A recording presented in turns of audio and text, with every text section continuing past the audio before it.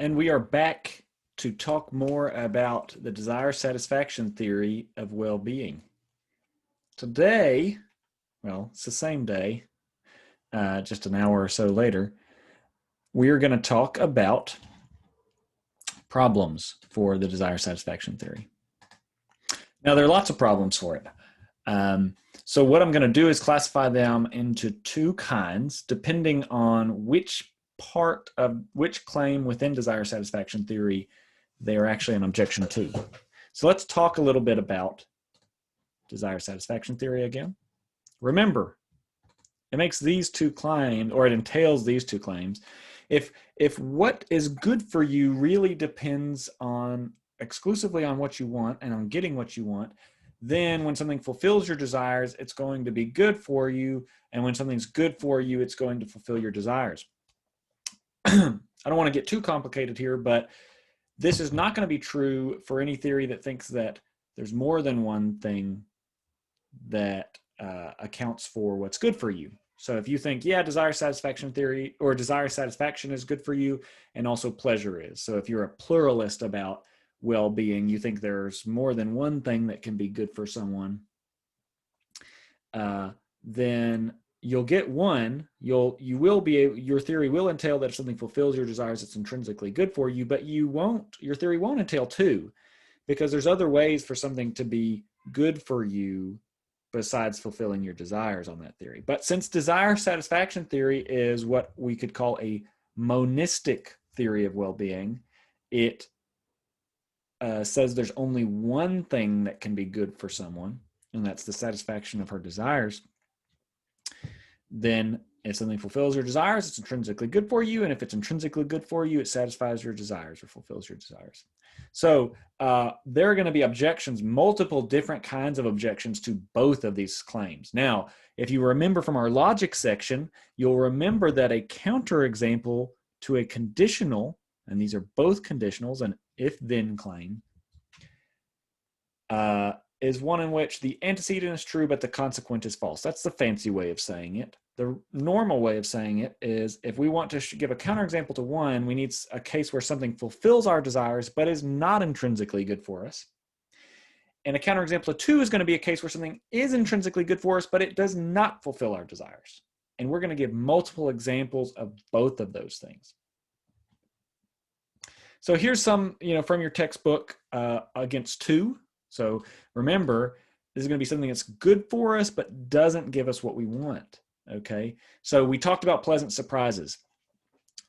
A pleasant surprise, getting something you didn't know existed, but is nice for you, or something you knew existed, but weren't expecting, and pleases you, it makes you happy or whatever. That's good for you, right? But you didn't want it. So it's good for you. You didn't want it. There can be things that are good for small children, but they don't want. In fact, they really, really want not to happen. A good case would be a shot, a vaccine, right? Especially against a really deadly illness. They don't want that. And they can't be brought to understand that, but it's good for them. Similarly for the severely mentally handicapped. It's even maybe more acute there, because with small children, you can say, yeah, but they're going to want it, right? In the future, they're going to want the effects of a vaccine.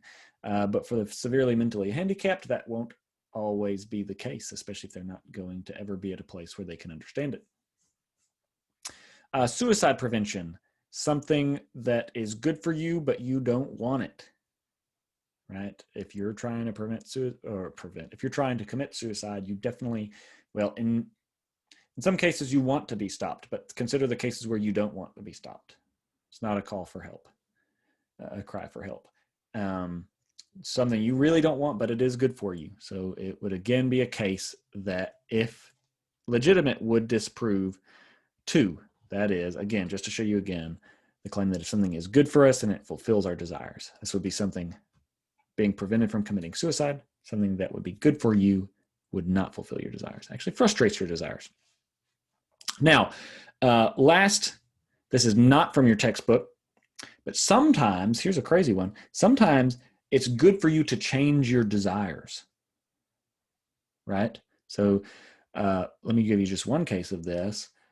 Any case where an addict, especially to a hard drug that is destroying their life, that is what needs to change in them. It is good for them to stop having the desire for that thing. Consider really any other destructive desire you might have. It is good for you to have a desire change. Now, can desire satisfaction theorists respond to these, or any of these, or all these, or none of these? And the answer is probably yes, they could have responses.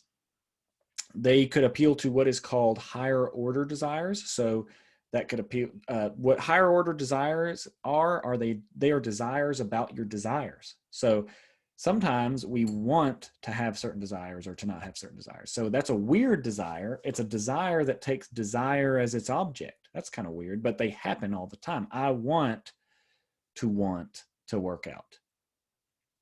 Maybe I don't actually want to work out, but I want to work out. I desire to have the desire to work out. So they're higher order desires.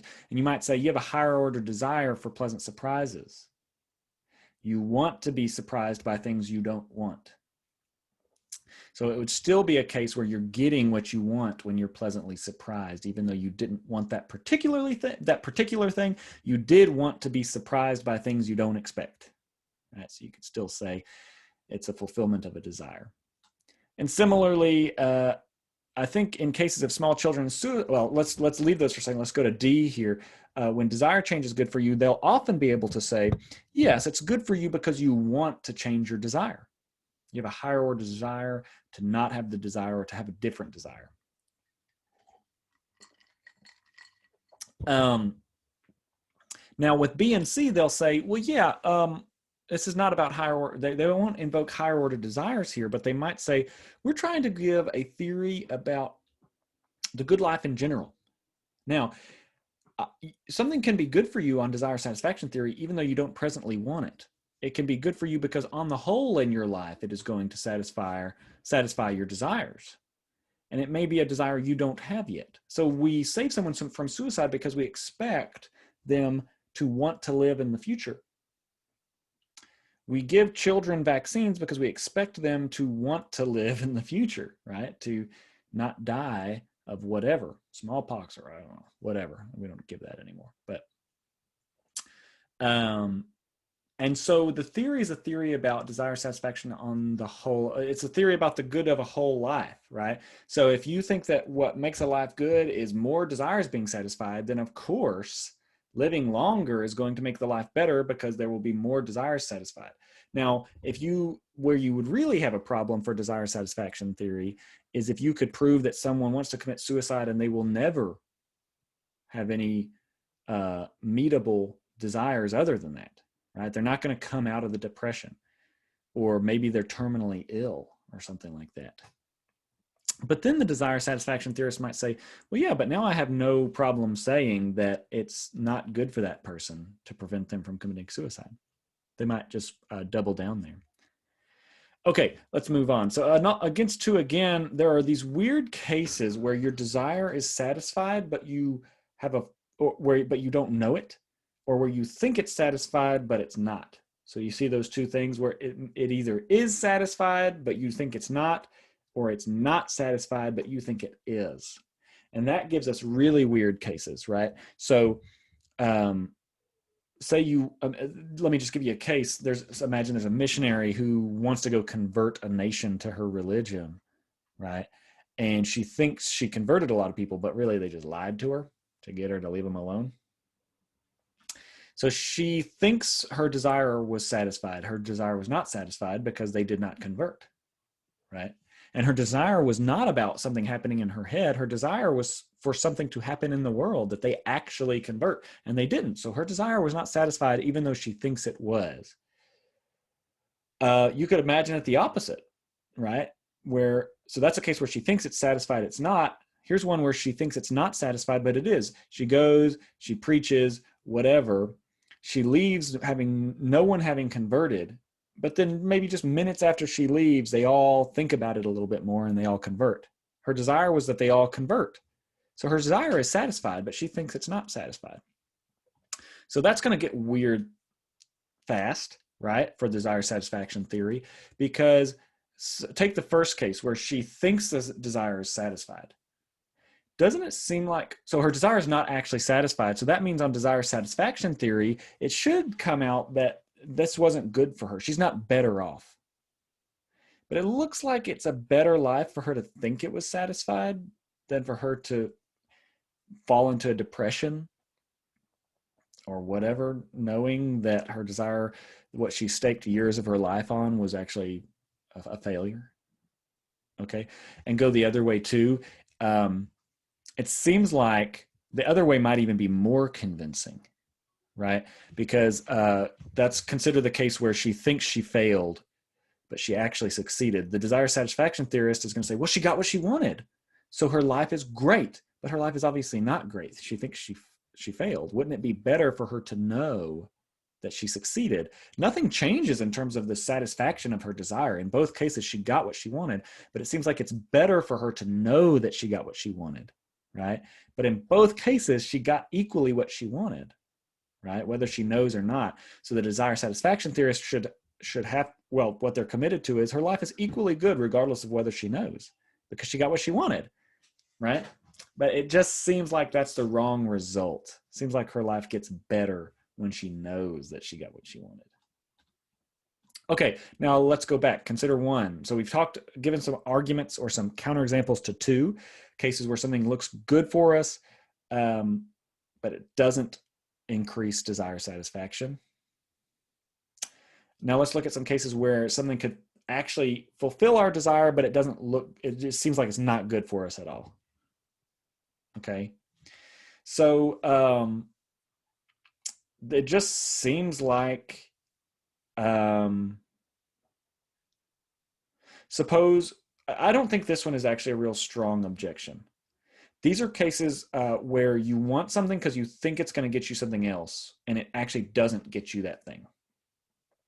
I want to get rich because I think it's going to make me popular. I get rich, and it doesn't seem good for me because I'm not actually popular.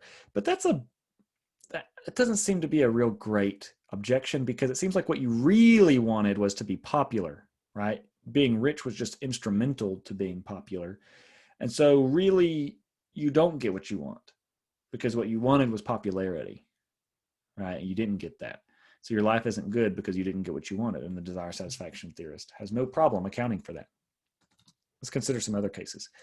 There are lots of cases where what you want seems totally unrelated to you, like altruistic desires. I really want SeaWorld to treat their animals better. When I was growing up, the orca that, I don't know, I guess it's crazy that you can talk about the most famous orca in the world, but the most famous orca in the world was Shamu, who I believe was the orca in that movie Free Willy, which probably none of y'all remember, and I barely remember. It was a movie about an orca. I don't know what else to say. But suppose, I don't know, more recently there was a documentary that came out called Blackfish. It was about how SeaWorld treated their animals. A lot of people got really mad about it, whatever. Suppose I'm one of those people. I get really mad about it. I really want them to treat their animals better.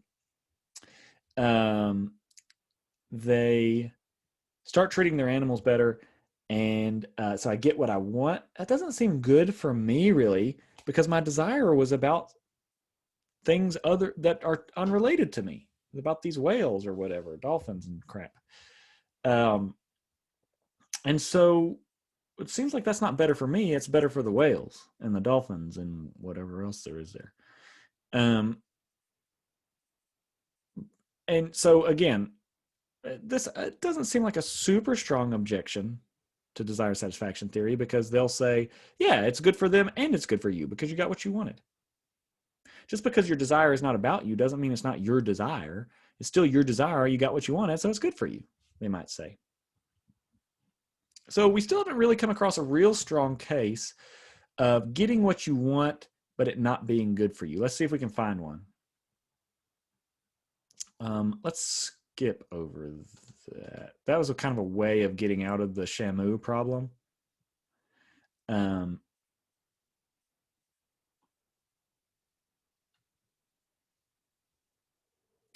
Yeah.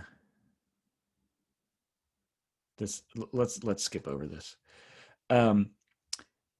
here's, I think, maybe a better case. We've already sort of dealt, or I've referenced this sort of case before where you get what you want. I referenced this case early on in the prior video. You get what you want, and you're deeply disappointed.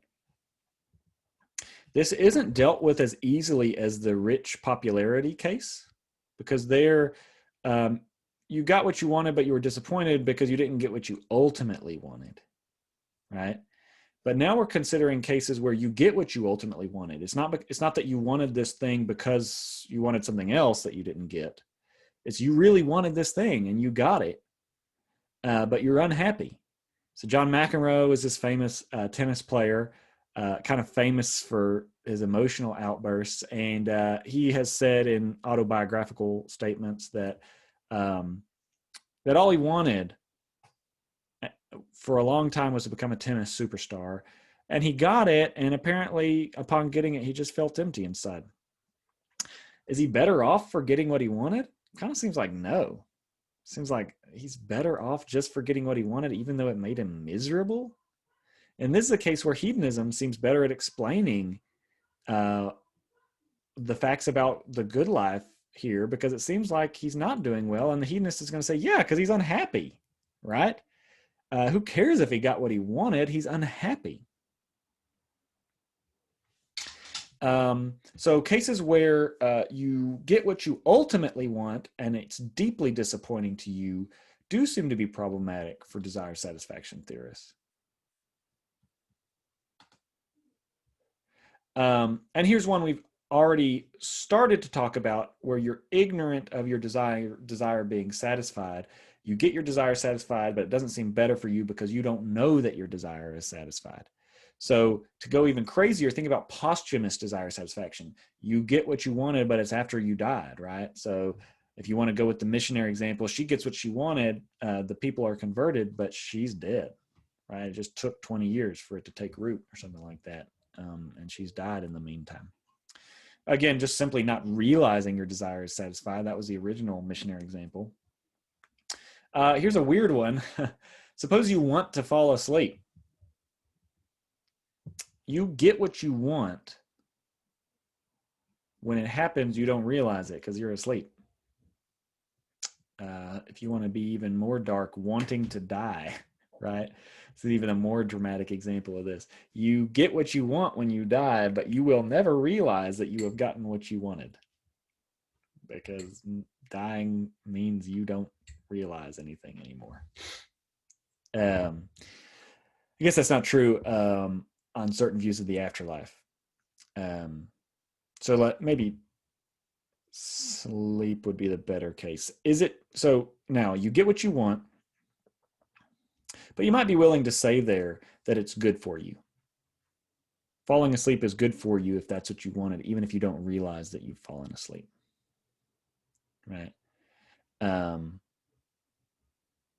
But now, are you willing to go the same with the same thing on just the missionary who hasn't realized that her desire has been satisfied? Was it good for her? She's acting, think about her on that plane flying away from that country, right? And she thinks she's failed. And in fact, they all just converted right after the plane lifted off. Now think about her on that plane. It is to her, it is exactly as if they had never converted. And so, she takes off, she's flying over, and she's over the country and they haven't converted yet. But then once she gets out over the ocean a little bit later, they convert. What's the difference to her? She has no knowledge. It's like suddenly this thing happening hundreds of miles away from her increases the goodness of her life, but it has no practical effect on her experience, right? How can her life be better in a way that is totally divorced from her experience? Desire satisfaction theory entails that her life gets better the moment that those people convert to the religion she was trying to convert them to. But her life to her looks exactly the same. And let's assume she never finds out, right? It looks exactly as if they had never converted. So how can we say that her life is going better for her? Because something happened that she'll never realize happened. So that'd be a case where the desire gets satisfied, but it looks like maybe it wasn't good for her. Okay, here's one of my favorite Calvin and Hobbes comics. I'll let you read it. You can pause and get rid of my annoying, obnoxious voice if you want to read it. But basically, the idea is, Calvin is asking Hobbes what his wildest wish would be in the world, and Hobbes says, "You know what? I think it would be a sandwich." And Calvin says, "That's idiotic. Why would you wish for a sandwich when you could wish for anything? I'd wish for $1 trillion or a space shuttle or a private continent."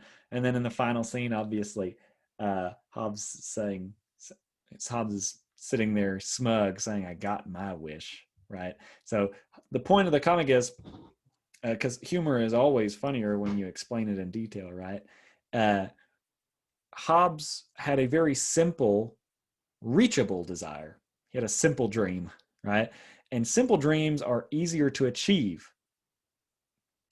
Calvin is very likely not to get his dream of $1 trillion billion.